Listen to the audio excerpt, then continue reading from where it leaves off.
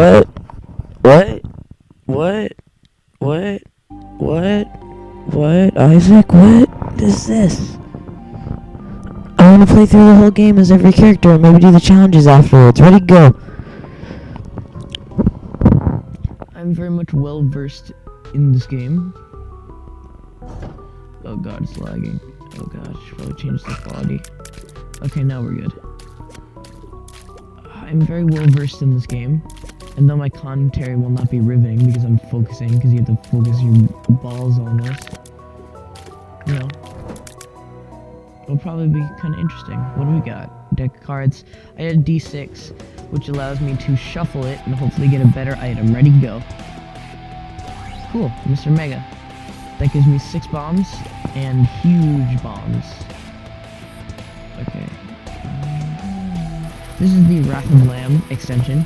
If you haven't gotten it, get it, because this was Edmund McMillan / Team Meat, like the whole Team Meat. This was his / their response when people said the game was too easy. So they made it harder, and here it is in its fantastic glory. I think, yeah. So I'm gonna have to explain what everything does as I go through the game. I'm gonna cut this out real quick because there's a phone call. Cut this out, me. Let's return. You're gonna do a good job editing that, right, me? Yeah, you are. I love the soundtrack to this game. It's fantastic. There are not a lot of game soundtracks that I do not enjoy. So you can see your moves, attacks, your bombs, and your items. They do relatively well of telling you how to do things, because as you can see, all the buttons are above what your actions are. I forget what the High Priestess does. I'm gonna save it for the boss though, because it could be like a super powerful attack. It's either that or the Queen is a super powerful attack. I don't remember.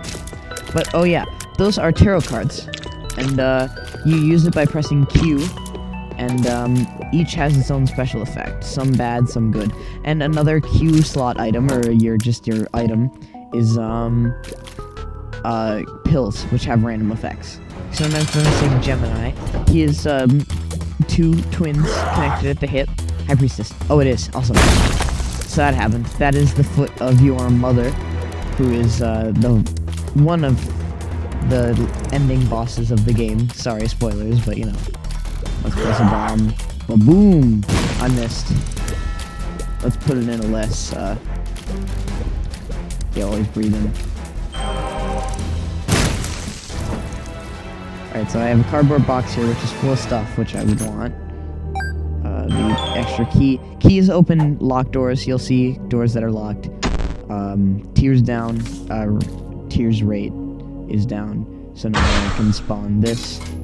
Slot machine is pretty self-explanatory. It'll spawn bad things like flies, get you nothing, spawn hearts, pills, bombs.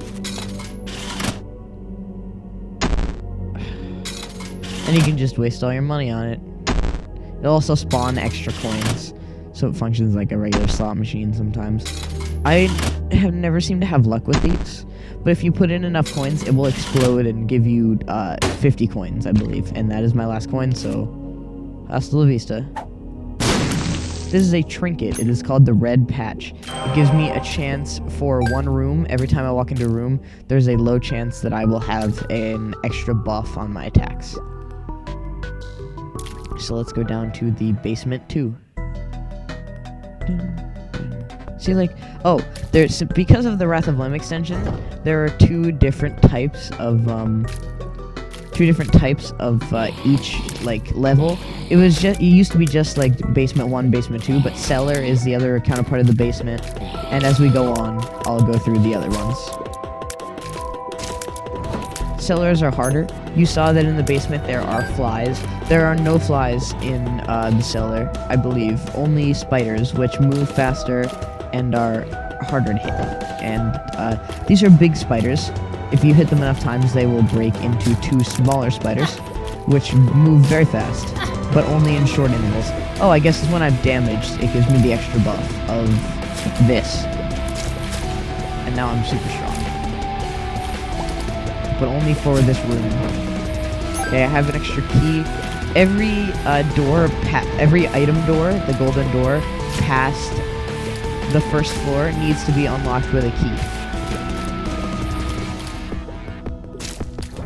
Let's see. I may even like cut these through midway. My D6, as I said earlier, will improve an item. This item sucks, so. Oh, I have a PhD. That gives me only good pills and restores health, but I didn't have the health off, so it didn't matter. Hey there, friends. See, like, we haven't seen a pill yet, but when I start to pick up pills, I will know the effect of my pills, and it will always be good.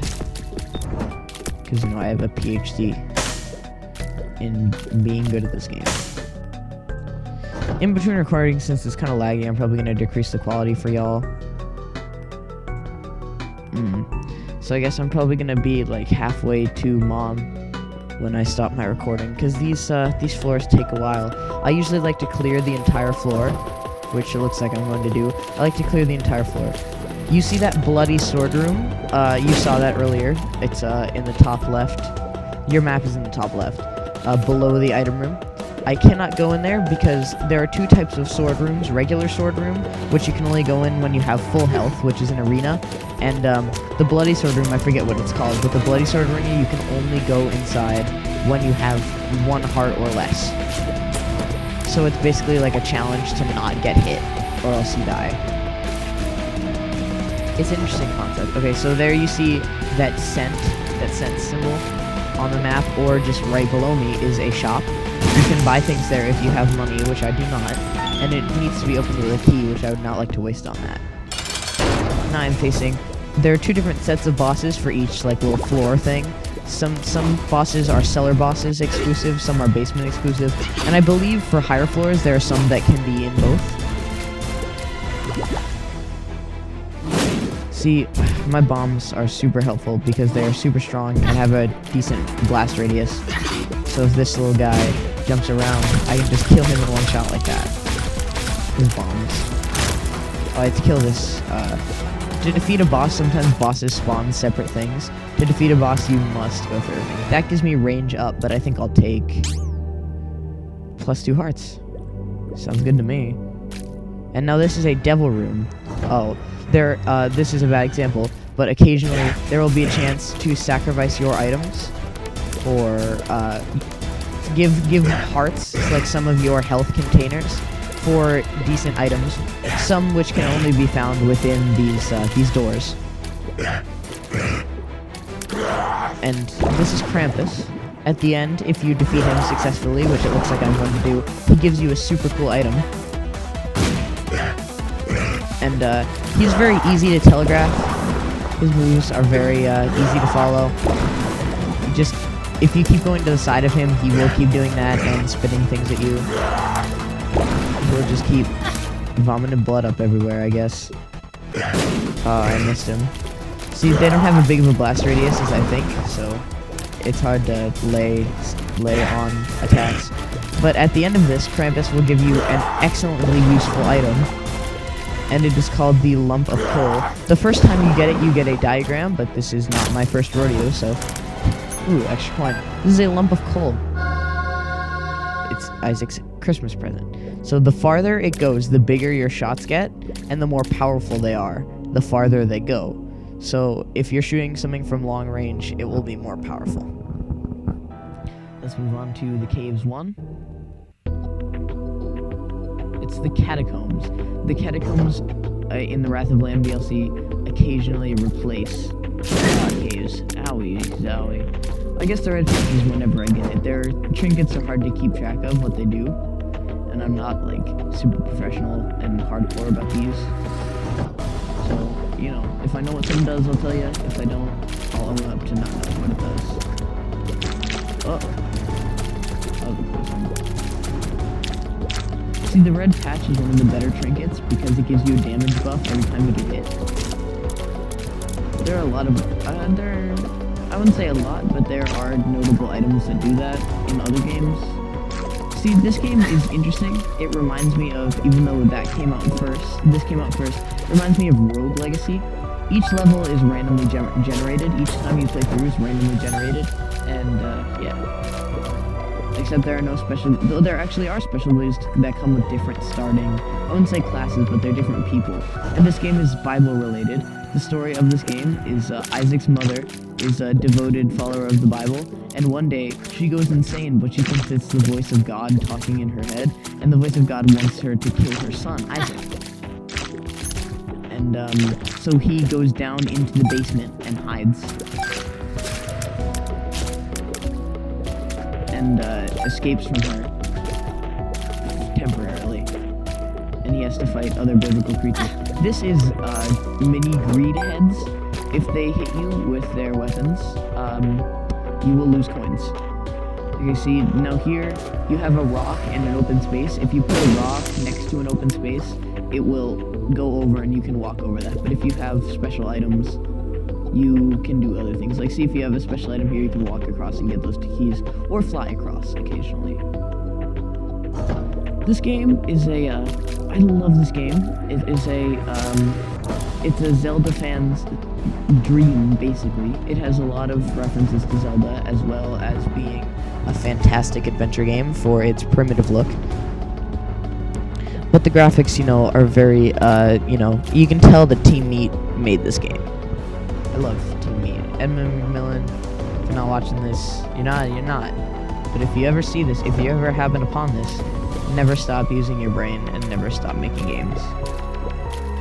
Because that man, genius. And I'm very sorry, other main guy at Team Meat who is an indie game the movie, for your name. I'm sorry. Florian Himsel, I think, is the other person who made this game. See this? I don't like this, so boom. I also do not like this, but I will use it for the boss because it will be useful. And I will show you what it does when I get into fighting the Hollow. The Hollow is a version of a basement boss called Larry Jr. And Larry Jr. moves very linearly, but these move diagonal. Like, these float and move diagonal, as Larry Jr. cannot float over rocks, or and he can only move straight. There are two of them, just like there are two of the Hollow. There are two of Larry Jr., just like there are two of the Hollow. I hope I come across that boss. It's one of my favorite bosses. There's a bigger version of these little chargey things. If it catches your attention, it will charge at you. I do not remember what it's called. There are so many enemies in this game, it's very hard to keep track of all their names. See, the Hollow, and both the Hollow and Larry Jr. have something where if you destroy a part of them that is not the end of them, that is not the head or the end of them, stuff will happen, fun things. Let's try to do that and show it off. Jeez. The boss fight music is also very riveting. Okay, I broke off the end by accident, but you know what? Who cares?